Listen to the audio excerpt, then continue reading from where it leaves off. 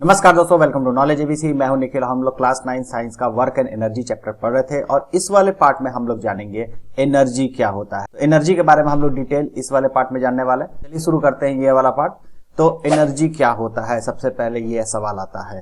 तो हम लोग अभी देख सकते हैं अपने आसपास, जैसे सन के द्वारा हमें एनर्जी मिलती है। प्लांट सोर्स जितने भी प्लांट्स है उन्होंने फोटोसिंथेसिस के द्वारा जो सन का एनर्जी यूज करके, सनलाइट का एनर्जी को यूज करके फिर वो अपना फूड बनाते हैं। उसी तरह से विंड कहीं चलती है तो विंड में भी एनर्जी है। विंड मिल से हम लोग इलेक्ट्रिसिटी बना सकते हैं। कोल है, पेट्रोलियम है, बहुत सारे सोर्सेस है एनर्जी के जो हम लोग डेली लाइफ में देखते भी हैं, उसका यूज भी करते हैं। इवन अभी आप जो मोबाइल फोन से जो देख रहे हैं, जो ये वीडियो देख रहे हैं, तो उसमें भी तो एनर्जी, आपने पहले मोबाइल को चार्ज किया होगा, उसमें बैटरी है तो बैटरी चार्ज हो गई, उसमें भी तो एनर्जी है, तो वो भी तो एक केमिकल एनर्जी है, उसके थ्रू आप मोबाइल चला रहे हैं।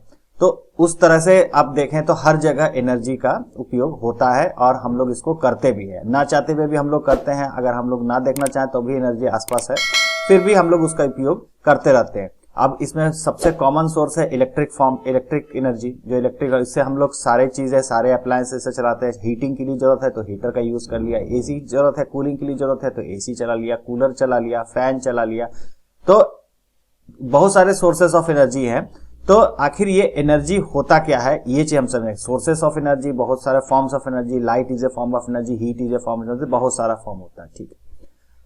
और हम लोग का जो लाइफ है ये बिना एनर्जी के पॉसिबल ही नहीं है, और ये जो एनर्जी का जो डिमांड है ये डे पे डे बढ़ते जा रही है, ठीक है।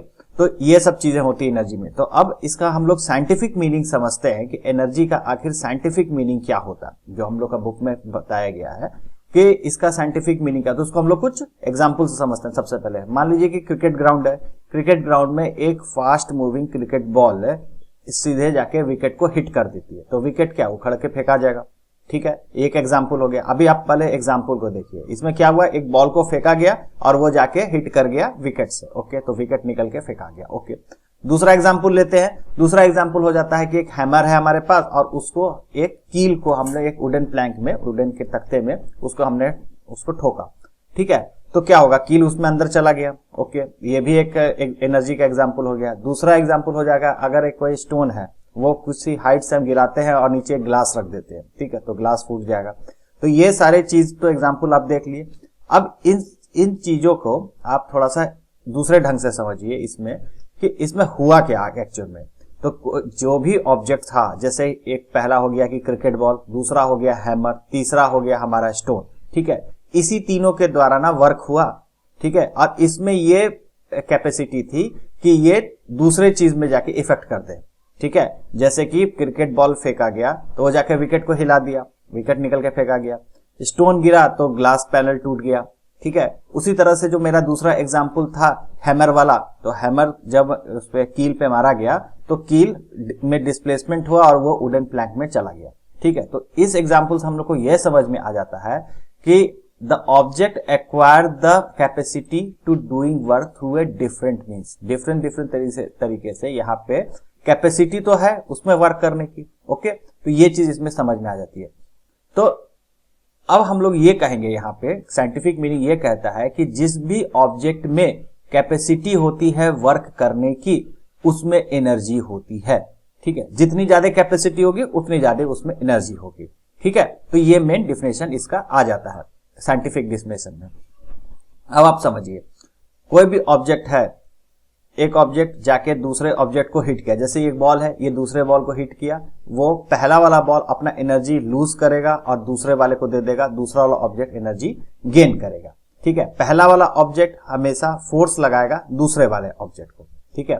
तो ये चीज इसमें समझ में आती है। एनर्जी वाले जो चीज है उसमें पहला ऑब्जेक्ट हमेशा फोर्स लगाएगा दूसरे पे और जो एनर्जी है वो पहले ऑब्जेक्ट से दूसरे ऑब्जेक्ट में ट्रांसफर हो जाती है, ओके। दूसरा ऑब्जेक्ट है और वो दूसरा ऑब्जेक्ट जो एनर्जी को रिसीव करता है और वो उसमें वर्क होता है। तो पहले ऑब्जेक्ट में के द्वारा ही तो वर्क किया गया दूसरे में, तो पहले ऑब्जेक्ट में कैपेसिटी थी वर्क करने की, तभी तो डिस्प्लेसमेंट हुआ। जैसे कि हमने बॉल जब फेंका था तो विकेट निकल के फेंका गया था, तो कैपेसिटी किस में थी वर्क करने की, बॉल में थी। बॉल के में कैपेसिटी थी जिसके कारण विकेट निकल के फेंका गया, ओके। तो जिसमें कैपेसिटी होगी उसी में एनर्जी होगी, ये कंसेप्ट क्लियर करना है, ठीक है। उसी तरह से हैमर और कील वाला एग्जांपल लेते हैं। हैमर में एनर्जी हमने उसको उठाया, उसमें एनर्जी आई और उसको हमने उसको कील पे पटका तो कील अंदर चली गई, कील में डिस्प्लेसमेंट हुआ, वो वुडन प्लैंक पे चली गई। तो कैपेसिटी किसके द्वारा वर्क डन हुआ? हैमर के द्वारा वर्क डन हुआ। तो जिसके द्वारा वर्क डन होगा, ठीक है, जिसमें कैपेसिटी है वर्क करने की, उसी में एनर्जी होगी। ठीक है, यहाँ पे हैमर में एनर्जी हो गई। उसी तरह स्टोन वाला जो एग्जांपल था, तो स्टोन गिराया तो स्टोन में एनर्जी थी, उसके कारण गिलास फूट गया। ठीक है, तो इससे हम लोगों को एग्जाम्पल सबसे यह समझ में आता है कि किसी भी ऑब्जेक्ट में अगर उसमें एनर्जी है, ठीक है, तो वो कैपेसिटी रखता है वर्क करने की। तो यहाँ पे अब एनर्जी का डेफिनेशन ये भी आ जाता है। तो कैपेसिटी और ability to do work is known as energy. तो डेफिनेशन अगर हम लोग एनर्जी का अगर निकालेंगे तो कैपेसिटी टू डू वर्क कर देंगे, या कैपेसिटी और एबिलिटी टू डू वर्क अगर हम लोग लिख के आते हैं तो ये एनर्जी का डेफिनेशन हो जाता है। किसी भी ऑब्जेक्ट में अगर कैपेबिलिटी है वर्क करने की तो उसको हम लोग उसमें एनर्जी कहेंगे, उसमें एनर्जी है। ठीक है, अब हम लोग यूनिट ऑफ एनर्जी की बात कर लेते हैं। तो यूनिट ऑफ एनर्जी नापा जाता है जूल में। जो वर्क डन का एनर्जी था वही इसका भी यूनिट हो जाता है। वर्क डन का यूनिट जूल होता है और एनर्जी का भी यूनिट जूल होता है। ओके, जिसको जे से रिप्रेजेंट करते हैं। ओके, 1 जूल ऑफ एनर्जी कितना हो गया? 1 joule of energy required to do 1 joule of work.